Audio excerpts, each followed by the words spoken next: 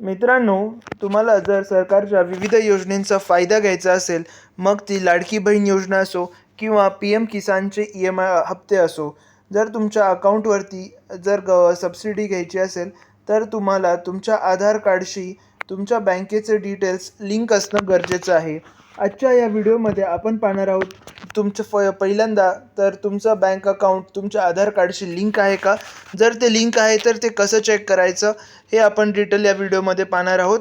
त्याचप्रकारे आपण second thing, जर तुमचं हे लिंक नसेल तर तुम्ही कशाप्रकारे तुमचं बँक अकाउंट आधार कार्डशी लिंक करू शकता याची detail process, step by step guidelines मी तुम्हाला या व्हिडिओमार्फत सांगणार आहे.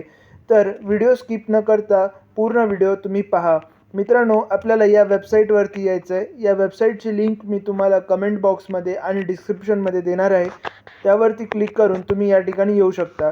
येथे आल्यानंतर तुम्हाला कंझ्युमर या ऑप्शनवरती क्लिक करायचं आहे. या ठिकाणी 4 ऑप्शन्स आहेत: UPI complaint, product complaint, ATM locator आणि सगळ्यात शेवटचा ऑप्शन भारत आधार सीडिंग एनेबलर्स. आपल्याला या ऑप्शनवरती क्लिक करायचं आहे आणि आपण या पुढच्या पेजवरती येणार आहोत. या ठिकाणी आल्यानंतर तुम्हाला इथे डाव्या बाजूला वेगवेगळे ऑप्शन्स दिसणार आहेत.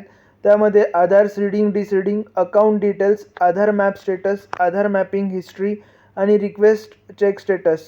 तर सगळ्यात पहिल्यांदा आपण चेक करूयात की आपल्या आधार कार्डला कोणतं बँक अकाउंट लिंक आहे. तर त्या ठिकाणी आधार मॅप स्टेटसवरती क्लिक करायचं आहे. या ठिकाणी आल्यानंतर तुम्हाला तुमचा आधार कार्ड नंबर टाकायचा आहे. तो मी नंबर टाकून घेतो.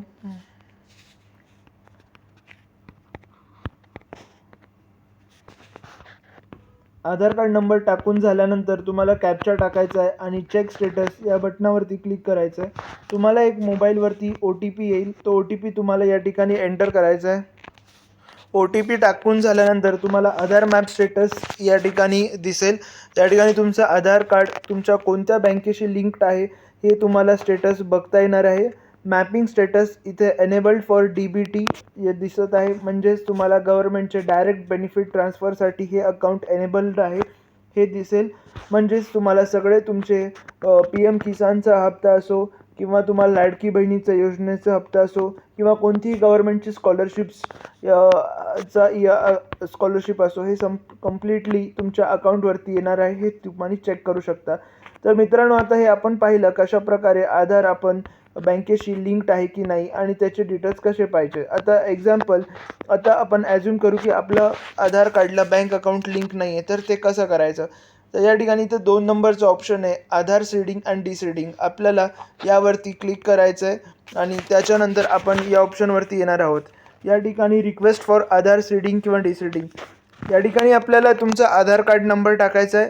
रिक्वेस्ट फॉर सीडिंग और डिसीडिंग, देन सिलेक्ट बँक. तर हे सीडिंग डिसीडिंग काय हे आपण चेक करू. सीडिंग म्हणजे जर तुम्ही बेसिकली पहिल्यांदाच तुमचं बँक अकाउंट लिंक करत आहात, तर तुम्ही सीडिंग ऑप्शनवरती क्लिक करायचं आहे. या ठिकाणी सीडिंगचे 3 टाईप्स आहेत: fresh seeding, movement and movement. Fresh seeding, जसं मी सांगितलं, फर्स्ट टाईम तुम्ही तुमचं बँक अकाउंट आधारला लिंक करत आहात, तर फ्रेश सीडिंगवरती क्लिक करायचं. Second option, same bank with different account. म्हणजे एक्झाम्पल, तुमचं बँक ऑफ बरोडाशी लिंक्ड आहे आणि तुम्हाला त्याचा दुसरा अकाउंट नंबर द्यायचा आहे, तर तुम्ही मुवमेंटवरती क्लिक करू शकता.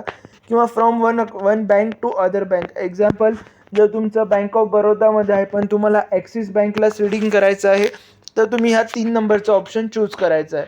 त्या ठिकाणी अकाउंट नंबर टाकायचा आहे. अकाउंट नंबर टाकून झाल्यानंतर इथे तुम्हाला कन्फर्म अकाउंट नंबरवरती टाकायचा आहे. त्याच्यानंतर सबमिटवरती क्लिक करून आपल्याला हा कॅप्चा कोड एंटर करायचा आहे आणि शेवटचा ऑप्शन सबमिट करायचा आहे. मित्रांनो, हे तिन्ही डिटेल्स झाल्यानंतर तुम्हाला एक रेफरन्स नंबर जनरेट होईल आणि तो रेफरन्स नंबर नोट करून ठेवायचा आहे. साधारण 2 दिवसामध्ये तुमचं स्टेटस हे अपडेट होणार आहे आणि त्याचं तुम्ही चेकही करू शकता.